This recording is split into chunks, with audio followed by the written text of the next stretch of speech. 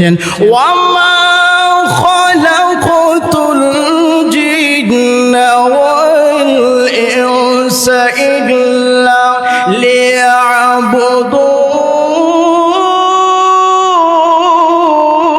ليعبدون জবান করে বলি আল্লাহু আকবার واعلموا أن الله مع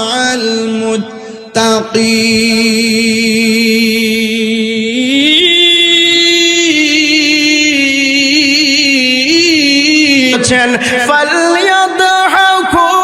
قليلا وليبكوا كثيرا জবান করে বলুন আল্লাহু আকবার إن صلاتي ونسكي ومحياي ومماتي لله رب العالمين